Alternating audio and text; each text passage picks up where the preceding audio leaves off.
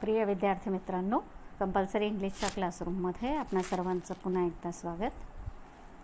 गेल्या पिरियडमध्ये मी तुम्हाला ग्रामरचे टॉपिक शिकवले होते आणि आजसुद्धा आपण पुढचा टॉपिक शिकणार आहोत. गेल्या पिरियडमध्ये मी तुम्हाला सेंटेन्सेस आणि त्याचे टाईप्स शिकवले होते.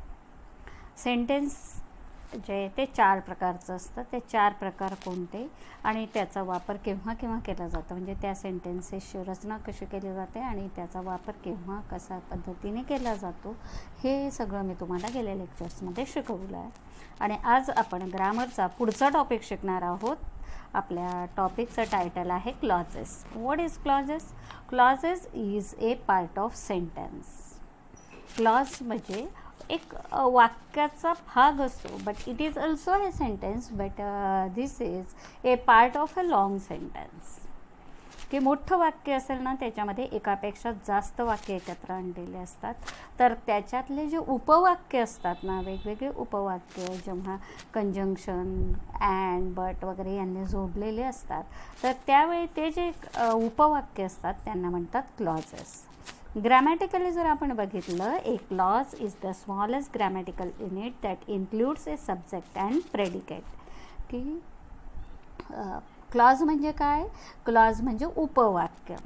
की एक मोठं वाक्य असेल ज्या वाक्यामध्ये एकापेक्षा जास्त क्लॉजेस एकत्र. सेंटेन्सेस बघा, मी तुम्हाला गेल्या पिरियडला सांगितलं होतं की 4 टाईपचे सेंटेन्सेस तर शिकवलेच, पण त्याचबरोबर तुम्हाला सिम्पल सेंटेन्स, कंपाऊंड सेंटेन्स आणि कॉम्प्लेक्स सेंटेन्स हे वाक्याच्या रचनेनुसार प्रकार असतात, हे पण मी तुम्हाला शिकवलं होतं. तर सिम्पल सेंटेन्स म्हणजे काय? की ज्याच्यामध्ये एकच कर्ता आणि एकच क्रियापद असतं. There is only one subject and only one verb. It is called as simple sentence.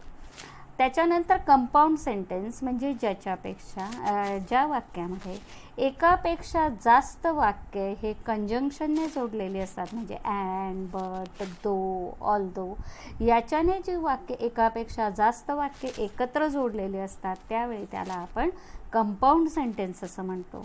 आणि वाक्याचा तिसरा प्रकार मी तुम्हाला शिकवला होता, त्याला म्हणतात कॉम्प्लेक्स सेंटेन्स. कॉम्प्लेक्स सेंटेन्स हे सुद्धा कंपाऊंड सेंटेन्स सारखंच असतं. याच्यामध्ये सुद्धा एकापेक्षा जास्त उपवाक्य एकत्र आणून त्यांच्यापासून मोठं वाक्य बनवलेलं असतं. बघा, सिम्पल सेंटेन्समध्ये एकच वाक्य असतं. कंपाऊंड्समध्ये एकापेक्षा जास्त, म्हणजे 2 असतील, 3 असतील, 4 असतील, 5 असतील. बघा, हे बोलणाऱ्याच्या, लिहिणाऱ्याच्या कौशल्यावर आहे की तो किती वाक्य एकत्र गुंफवू शकतो. कधी कधी बघा, पंडित नेहरूंसारखा विद्वान माणूस, त्यांचं एक एक वाक्य जे आहे ते एकेका पूर्ण पेजचं असतं. काहींचं एका पॅरेग्राफचं असतं, काहींचं एका पेजचं पण असतं. की एकाच वाक्यामध्ये अनेक उपवाक्य जे आहे ते आपण जोडू शकत असतो. तर सेंटेन्स म्हणजे पूर्ण वाक्य आणि क्लॉज म्हणजे काय? उपवाक्य.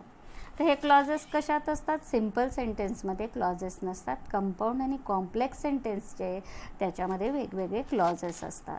तर कॉम्प्लेक्स सेंटेन्स जे असतं, त्या कॉम्प्लेक्स सेंटेन्समध्ये एक मुख्य वाक्य असतं आणि दुसरे उपवाक्य असतात. त्यालाच आपण मेन क्लॉज आणि सबऑर्डिनेट क्लॉज असं म्हणत असतो. की मेन क्लॉज म्हणजे काय? हे बघा, मेन क्लॉज आणि सबऑर्डिनेट क्लॉजेस हे फक्त कॉम्प्लेक्स सेंटेन्समध्ये असतात. कंपाऊंड सेंटेन्स असेल तर त्याच्यामध्ये मेन क्लॉज आणि सबऑर्डिनेट क्लॉज असं काही नसतं. सगळी वाक्य जी आहे ती सारखीच महत्त्वाची असतात. त्यांना आपण मागचं वाक्य पुढे आणि पुढचं वाक्य मागे केलं तरीसुद्धा चालू शकतं. परंतु कॉम्प्लेक्स सेंटेन्स जे आहे, त्या कॉम्प्लेक्स सेंटेन्समध्ये एक वाक्य जे आहे, एक क्लॉज जो आहे तो मेन क्लॉज असतो, मुख्य वाक्य असतं. आणि बाकीचे त्याला जोडून येणारे जे आहेत, मग ते 1 असेल, 2 असेल, 3 असतील, 4 असतील, तर ते जे वाक्य आहे ते उपवाक्य असतात. ते उपवाक्यांना आपण सबऑर्डिनेट क्लॉज असं म्हणतो. तर आता मुख्य वाक्य आणि उपवाक्य याच्यामध्ये काय फरक आहे? तर मेन क्लॉज असा असतो की तो मेन क्लॉज जर आपण त्याला सबऑर्डिनेट क्लॉज जोडला नाही तरीसुद्धा स्वतंत्रपणे वाक्य म्हणून येऊ शकतो. तर त्याला म्हणतो आपण मेन क्लॉज. ह्याच मेन क्लॉजला जे प्रिन्सिपल क्लॉज असं पण म्हटलं जातं किंवा इंडिपेंडंट क्लॉज असं पण म्हटलं जातं किंवा मॅट्रिक क्लॉज असं सुद्धा म्हटलं जातं. की हे मुख्य वाक्य असतं ते इंडिपेंडंट असतं. दुसरे क्लॉज त्याला जोडले किंवा नाही जोडले तरीसुद्धा ते वाक्य म्हणून ॲपियर होतं, म्हणून त्याला इंडिपेंडंट क्लॉज असं म्हणतात. ते त्या पूर्ण वाक्यातलं मुख्य क्लॉज असतो म्हणून त्याला मेन क्लॉज असं सुद्धा म्हणतात. आणि प्रिन्सिपल म्हणजे पण मुख्य, की हे मुख्य वाक्य म्हणून त्याला प्रिन्सिपल क्लॉज असं सुद्धा म्हटलं जातं. आणि मेन क्लॉजच्या ऐवजी याला मॅट्रिक्स क्लॉज असं सुद्धा म्हटलं जातं. तर आता सबऑर्डिनेट क्लॉज काय, की सबऑर्डिनेट क्लॉज म्हणजे उपवाक्य असतं, की जर समजा आपण मेन क्लॉज टाळून दिला वाक्यातला तर हे सबऑर्डिनेट क्लॉजेस स्वतंत्रपणे वाक्य म्हणून ॲपियर होऊ शकत नाही. ते मेन क्लॉजला जोडले तरच वाक्यामध्ये येऊ शकतात. स्वतंत्रपणे जर आपण ते घेतले तर त्यांचा अर्थ आपल्याला लागत नाही, म्हणून त्यांना म्हणतात सबऑर्डिनेट क्लॉज. मराठीमध्ये आपण याला गौण वाक्य किंवा उपवाक्य असं म्हणतो. क्लॉज म्हणजे उपवाक्य आणि मुख्य उपवाक्य आणि गौण वाक्य असे त्याचे ते म्हणतो, की ज्याला आपण इंग्लिशमध्ये मेन क्लॉज आणि सबऑर्डिनेट क्लॉज म्हणतो. तर हे जे सबऑर्डिनेट क्लॉजेस आहेत हे सबऑर्डिनेट क्लॉजेस कॉम्प्लेक्स सेंटेन्समध्येच असतात. कंपाऊंड सेंटेन्समध्ये दोन्ही क्लॉज आहेत ते सारखे असतात.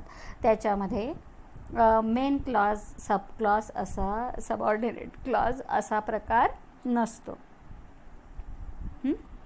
तर आता आपण हे जे बघतोय हे कोणत्या सेंटेन्सचे, कॉम्प्लेक्स सेंटेन्सचे. त्या कॉम्प्लेक्स सेंटेन्सचे दोन उपवाक्य असतात, दोन किंवा दोनापेक्षा. एकाला म्हणायचं मेन क्लॉज आणि दुसऱ्याला म्हणायचं सबऑर्डिनेट क्लॉज. तर हे जे सबऑर्डिनेट क्लॉजेस आहेत तर हे सबऑर्डिनेट क्लॉज हे तीन प्रकारचे असतात.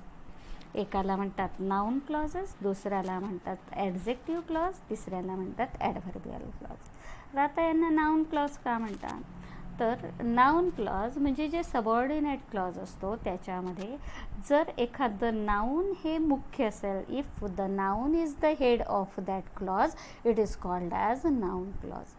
की येणाऱ्या सबऑर्डिनेट क्लॉजमध्ये जर नाऊन जे ते प्रमुख असेल, ते त्या क्लॉजचं हेड असेल, मुख्य असेल, तर त्यावेळी त्याला नाऊन क्लॉज असं म्हटलं जातं. जेव्हा सब क्लॉज हा त्या मेन क्लॉजचं ॲडजेक्टिव्ह म्हणून काम करत असेल किंवा त्याच्यामध्ये ॲडजेक्टिव्ह हे हेड असेल तर त्यावेळी त्याला ॲडजेक्टिव्ह क्लॉज असं म्हटलं जातं.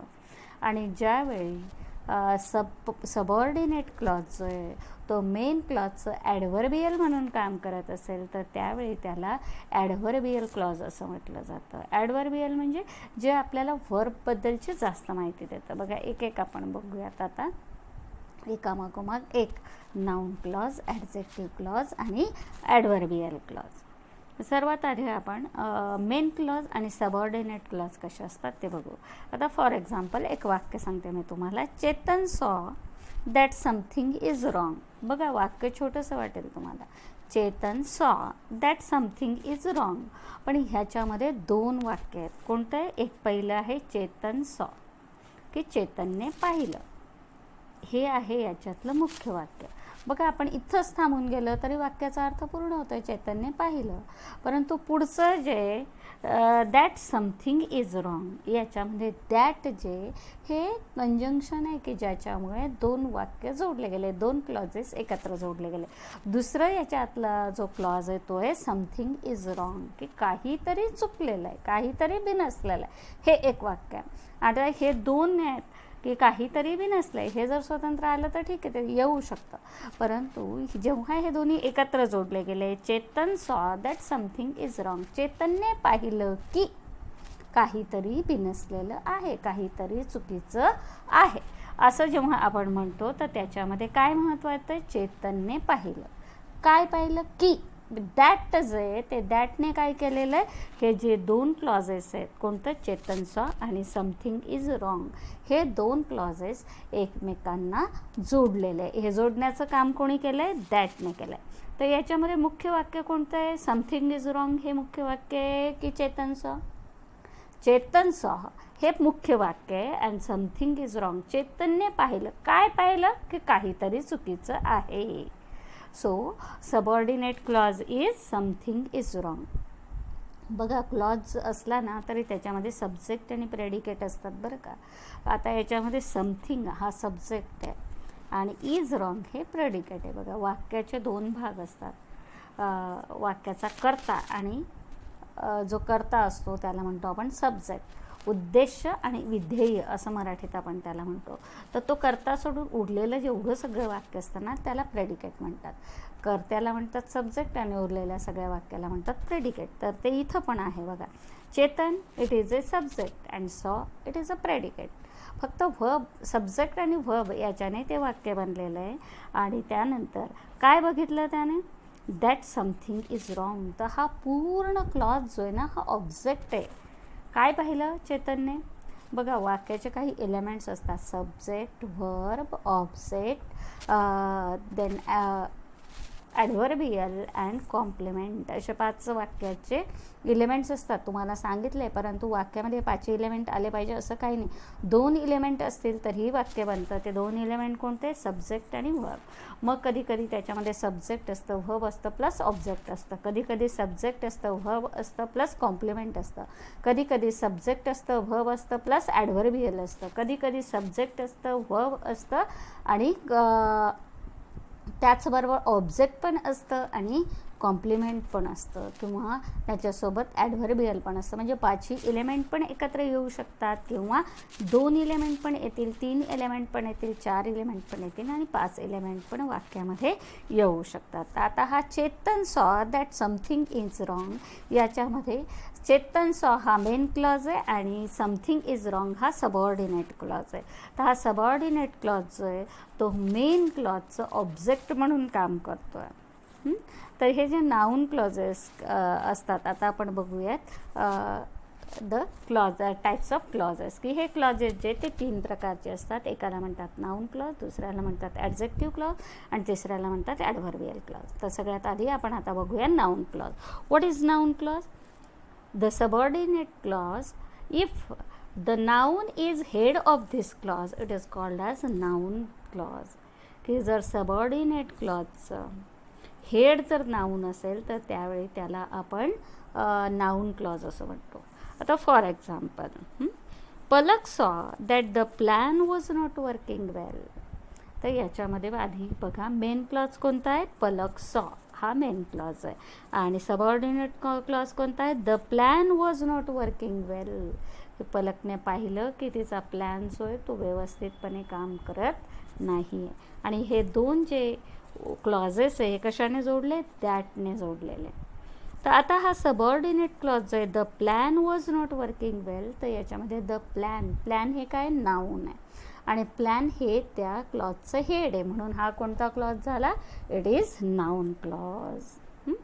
आणि हा नाऊन क्लॉज काय काम करतोय इथं? It is the object of the main clause. की नाऊन क्लॉज जो असतो ना तो सबऑर्डिनेट क्लॉजचं सब्जेक्ट असतं आणि मेन क्लॉजचं ऑब्जेक्ट म्हणून ते काम करत असतं.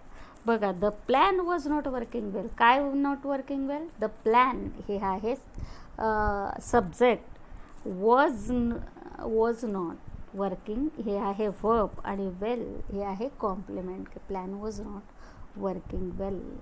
हां, तर अशा पद्धतीने हे एक पूर्ण क्लॉज आहे, वाक्य आहे. त्याच्यामध्ये काय की नाऊन हे हेड आहे आणि म्हणून तो काय आहे? Noun clause. दुसरं एक्झाम्पल बघू. I wish the happiness of all main. याच्यामध्ये 2 वाक्य जोडले, तुम्हाला कळणार नाही की इथं 2 कसे. आय विश हे एक वाक्य आहे आणि the happiness of all the men, की the happiness of all the men हे सुद्धा एक वाक्य आहे. परंतु याच्यामध्ये हे 2 क्लॉजेस जोडण्यासाठी कुठलंही कंजंक्शन वापरलं नाही, ते ओमिट केलेलं आहे, ते गाळून टाकलेलं आहे. त्याच्यामुळे तुम्हाला कधी कधी असं वाटू शकेल that this is a simple sentence. High subject आहे, विश व्हर्ब आहे आणि काय ते ऑब्जेक्ट आहे the happiness of all main, की सगळ्यांचा आनंद हा मला हवा आहे. किंवा मला सगळे आनंदित बघायला हवे आहेत. हिअर द हॅपीनेस हे नाऊन आहे, so it is a noun clause. Noun clauses are introduced by some interrogative word as what, when, how, why, but that is the most usual connective. की नाउन क्लॉजेस जे असतात ना त्याच्यामध्ये main clause आणि subordinate क्लॉजला जोडण्यासाठी that हा जास्तीत जास्त वापरला जातो, पण दॅटच्या ऐवजी तिथं व्हॉट, वेन, हाऊ, व्हाय वगैरे सुद्धा जोडले जाऊ शकतात. तर हा असतो तुमचा नाउन क्लॉज. आता याच्यानंतर आपण बघूया ॲडजेक्टिव्ह क्लॉज. तर ॲडजेक्टिव्ह क्लॉज काय असतो की Wien the adjective is the main or head of the subordinate clause, it is called as adjective clause. की ज्यावेळी सबऑर्डिनेट क्लॉजचं हेड एखादं ॲडजेक्टिव्ह असतं त्यावेळी त्याला आपण ॲडजेक्टिव्ह क्लॉज असं म्हणतो. किंवा जेव्हा सबऑर्डिनेट क्लॉज हा मेन क्लॉजचं ॲडजेक्टिव्ह म्हणून काम करतं त्यावेळीसुद्धा त्याला आपण ॲडजेक्टिव्ह क्लॉज असं म्हणू शकतो. आणि ॲडजेक्टिव्ह क्लॉजमध्ये साधारणतः कंजंक्शन जे असतं ते ओमिट केलेलं असतं. कंजंक्शन म्हणजे दोन वाक्य किंवा दोन शब्द यांना जोडणारा जो शब्द असतो त्याला कंजंक्शन म्हणतात. आता for example and, but, though, although, if, whether, unless वगैरे हे जे असतात ह्यांना कंजंक्शन्स म्हटलं जातं. राम अँड श्याम दोन शब्द जोडले. He went there and then return याच्यामध्ये दोन वाक्य अँडने जोडले याला म्हणतो आपण कंजंक्शन. तर ॲडजेक्टिव्ह क्लॉजमध्ये कंजंक्शन गाळलेलं असतं. कंजंक्शन न वापरताच हे दोन वाक्य मेन क्लॉज आणि सबऑर्डिनेट क्लॉज त्याच्यामध्ये जोडलेला असतो. तो कसा ते एक्झाम्पलने बघू. For example I fear we shall be late. तर याच्यामध्ये आय फिअर हा आहे मेन क्लॉज आणि मला भीती वाटते, पण कसली भीती वाटते तर दुसरा सबऑर्डिनेट क्लॉज जो आहे तो आहे वी शॅल बी लेट, की आपण लेट होऊ, आपल्याला उशीर होईल अशी मला भीती वाटते. परंतु इथं आय फिअर दॅट असं काही म्हटलं नाही आहे, त्याच्यातलं कंजंक्शन जे आहे ते गाळलेलं आहे. I fear that we shall be late असं म्हणण्याच्या ऐवजी काय केलेलं आहे I fear we shall be late, की मला भीती वाटते आपल्याला उशीर होईल. So here conjunction is omitted and it is an adjective clause. I fear की मला भीती वाटते कसली we shall be late. Late हे काय आहे इट इज अन ॲडजेक्टिव्ह, तर त्याच्यामुळे it is an adjective clause. और द सेकंड सेंटेन्स अनु sed that she would do it, की अनु असं म्हणाली की ती हे काम करेल. शी तर याच्यामध्ये अनु सेड हा आहे main clause, she would do it हा आहे सबऑर्डिनेट क्लॉज आणि हे दोन क्लॉज जोडण्यासाठी इथं कुठलंही कंजंक्शन वापरलेलं नाही. आणि मग हे कंजंक्शन न वापरता सुद्धा आपण दोन क्लॉजेस जोडू शकतो. पण बऱ्याचदा आपल्याला ज्यावेळी दोन क्लॉजेस जोडायचे असतात मेन क्लॉज आणि सबऑर्डिनेट क्लॉज, तर त्यावेळी आपण इंटरॉगेटिव्ह कनेक्टिव्ह जे आहेत त्यांचा वापर करू शकतो. इंटरॉगेटिव्ह कनेक्टिव्ह म्हणजे हू, वेन, वेअर, हाऊ, विच वगैरे हे जे शब्द आहेत यांचा वापर आपण मेन क्लॉज आणि सबऑर्डिनेट क्लॉज जोडण्यासाठी करू शकतो. आता for example you know who Shri is, तुम्हाला माहिती आहे का श्री कोण आहे, तर यू नो हा आहे मेन क्लॉज आणि दुसरा क्लॉज जो आहे तो आहे सबऑर्डिनेट क्लॉज.